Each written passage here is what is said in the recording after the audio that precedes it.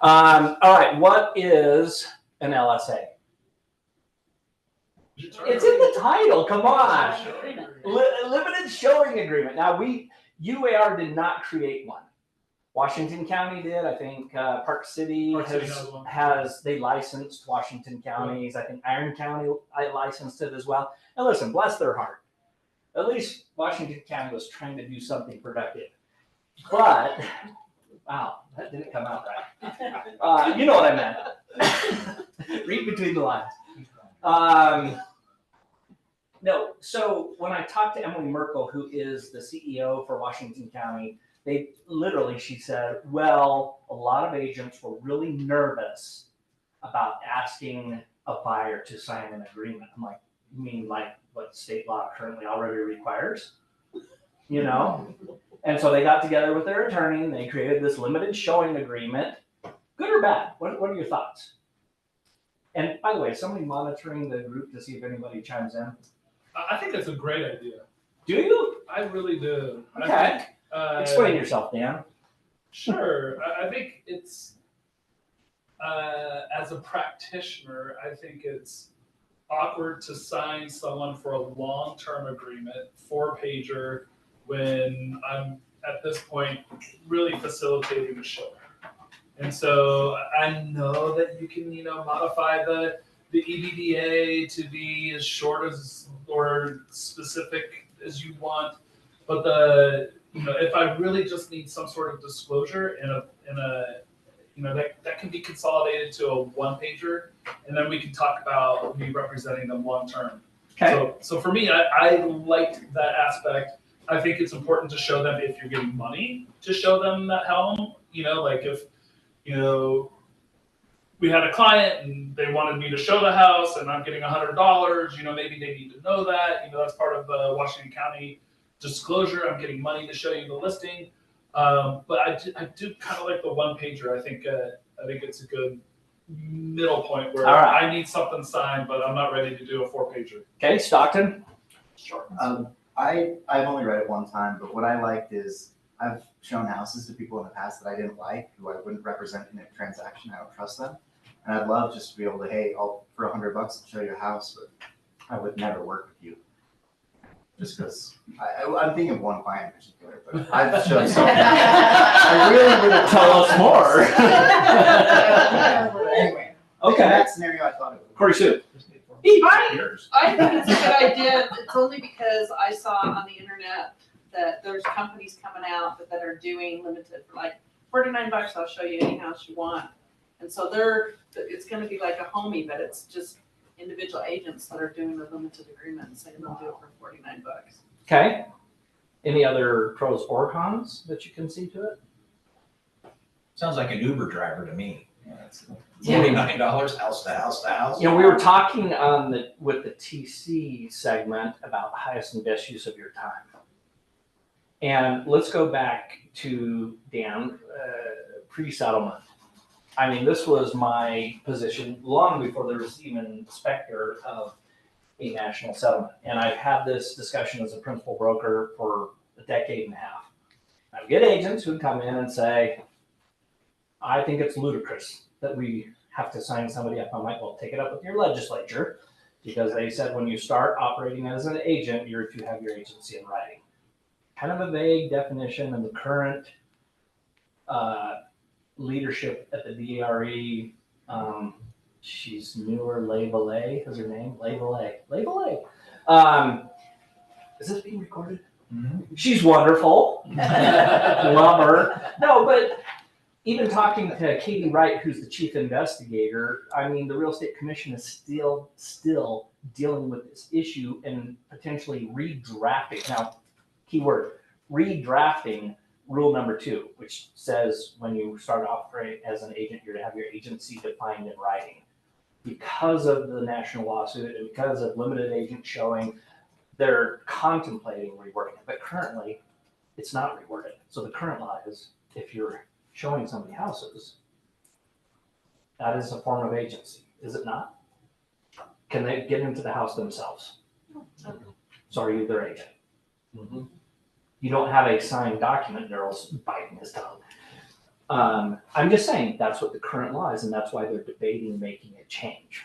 My point is, prior to the national settlement, well before the national settlement, my discussion with agents all along was, one, if we're having this debate, I'm pretty confident, not absolute, but I'm pretty confident you may not be articulating your value very well.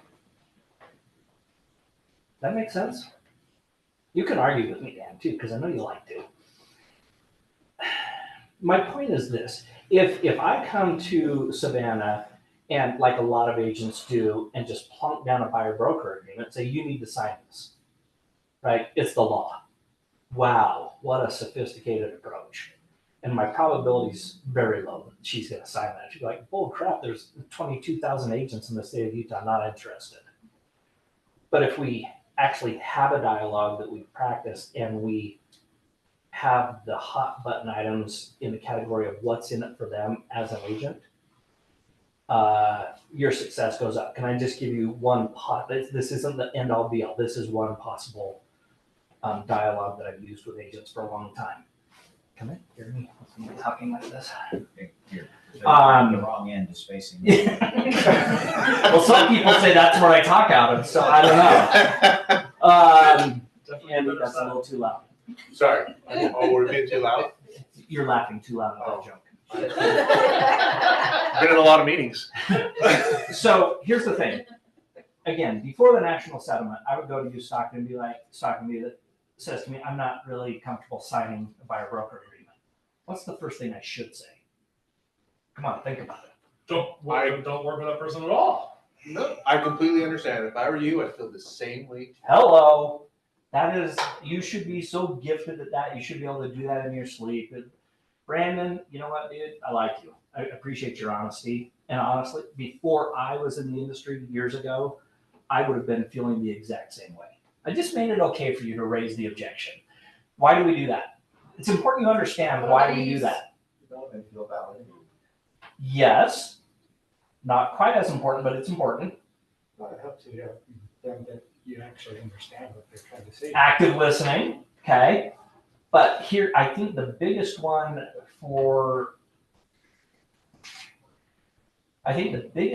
when somebody is raising that objection, one is make it okay to raise the objection, right? Because if it's, think of your significant other or a kid, right? Legitimately, when they don't think you heard or when you're ignoring the objection they raised, what are they still doing? They're still fighting. They're still gonna dig their heels in. So the minute I say to my kid, Brock, totally get it, man. I didn't even know that was a concern. If I were in your shoes, you know what? Honestly, I think I'd probably be feeling the same way. Can I share something with you? So it's not just what you're saying, Stockton, is blah, blah, blah, which a lot of coaches teach you to do. Yeah, that's not really adequate, right? You need to make it personal and real and vulnerable so that they stop fighting. This is an important thing to remember, right? So they stop fighting.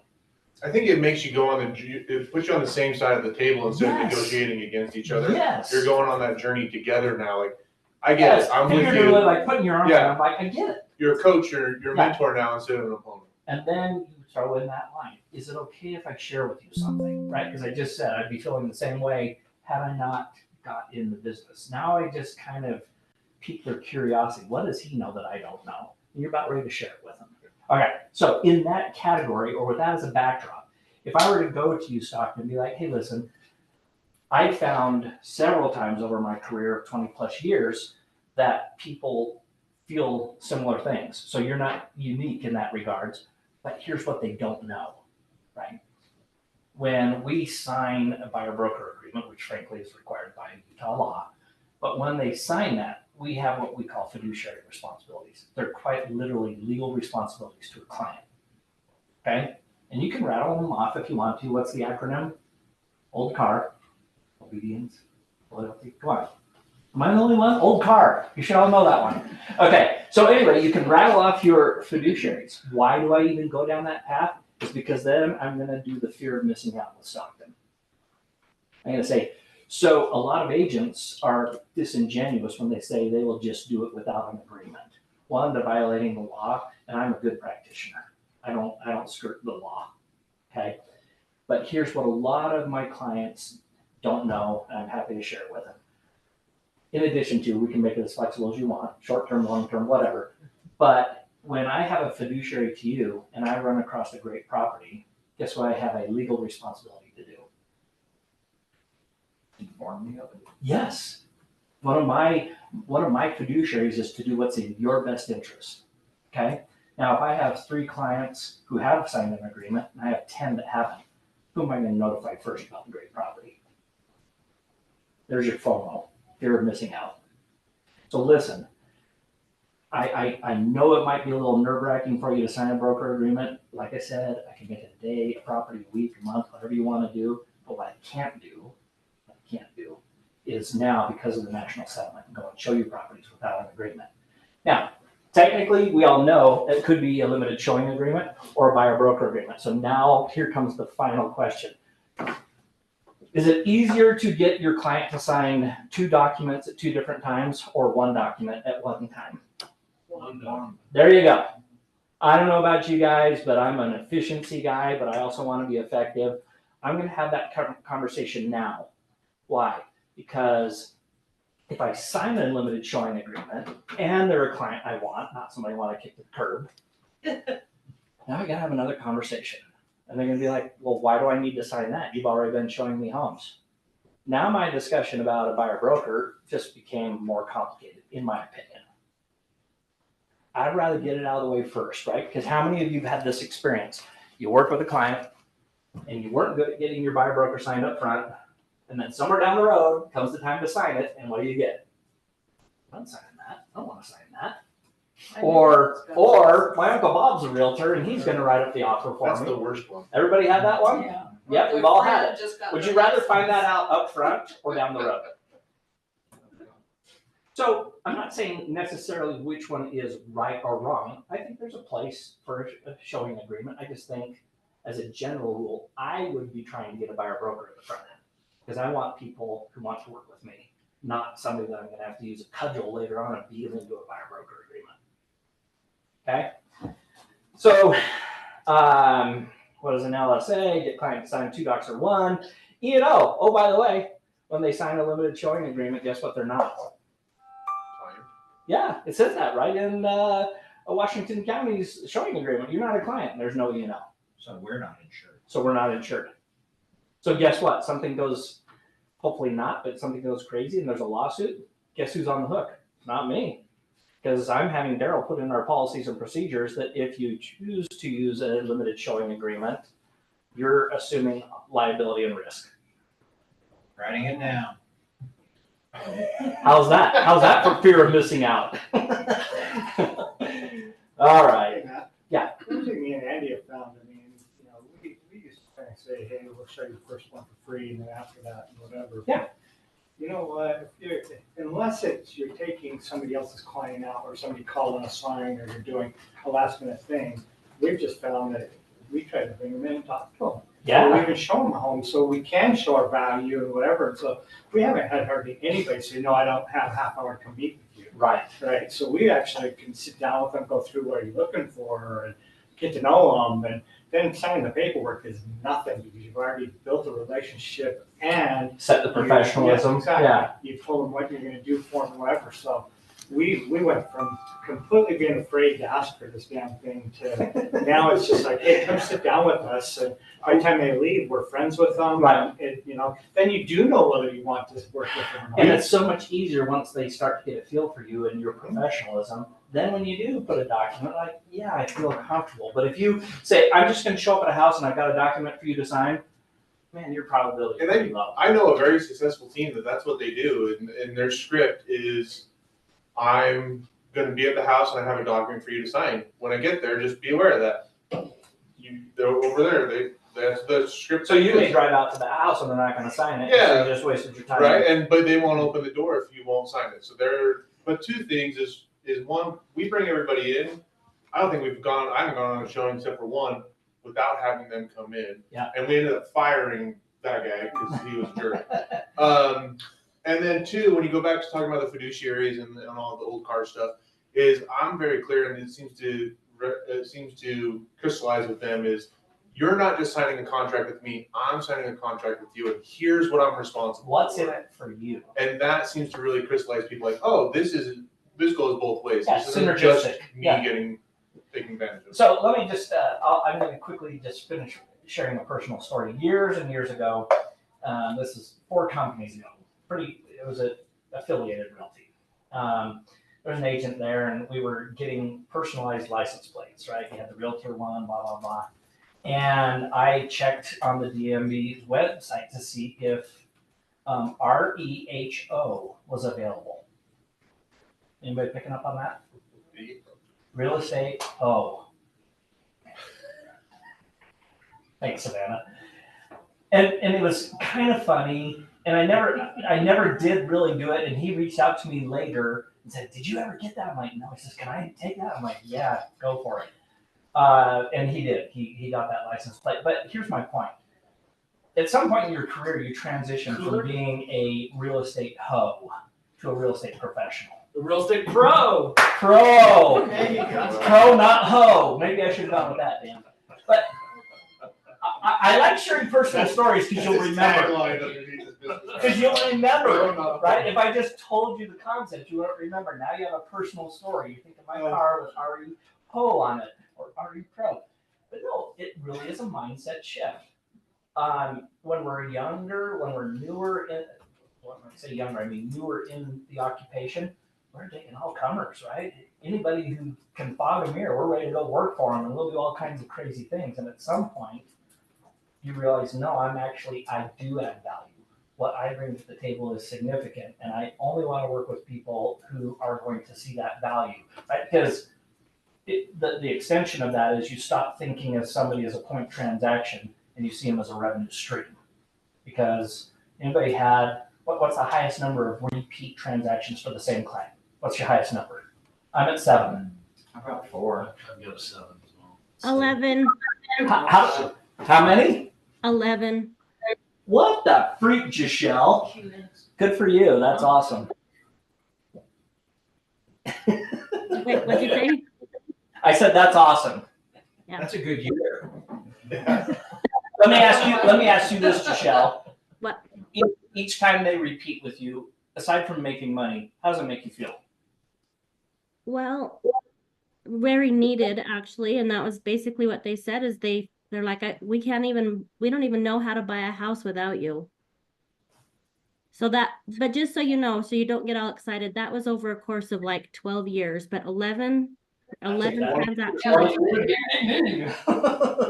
That's nuts. Yeah. People shouldn't move that often, so that's very unusual. But just to hear the words, "We don't know how to even buy a house without you," that's pretty cool.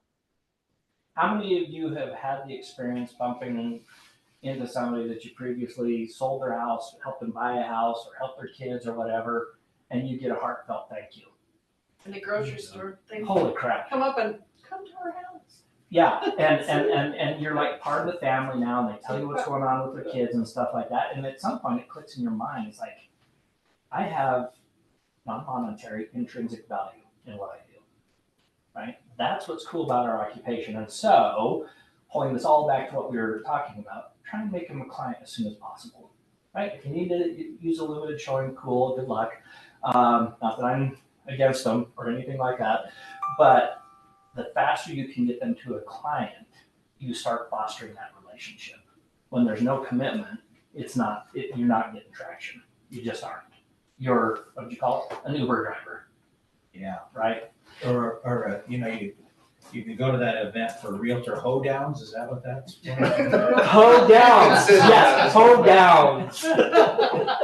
So just remember this. I hope, we're talking about showing agreements versus EBBA's, but I hope you have some version of this written down somewhere to remind you as you talk to people, because there's a great book, oh my gosh, Crucial Conversations. Anybody read that? It's a great book.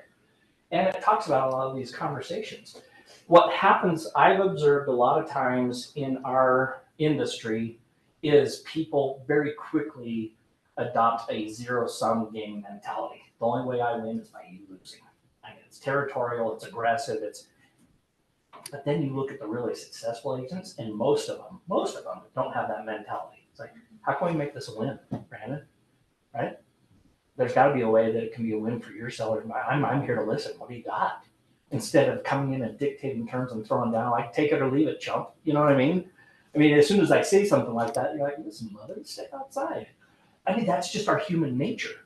As soon as we can get to a collaborative point of view or footing, man, we're starting to cook. Now we're doing something. And so make sure you have some steps, some visible reminders when you're going in and you know you're going to have a crucial conversation. Remind yourself of the steps, right? I got to figuratively get to a point where I can put my arm around this person. Like, let's figure this out. You know what I mean? That's what the good practitioners do. Don't allow yourself the easy path of getting territorial. You'll make a lot less money and a lot less 11 repeat clients like Giselle has. So that's what I have for you today. I hope your week goes well.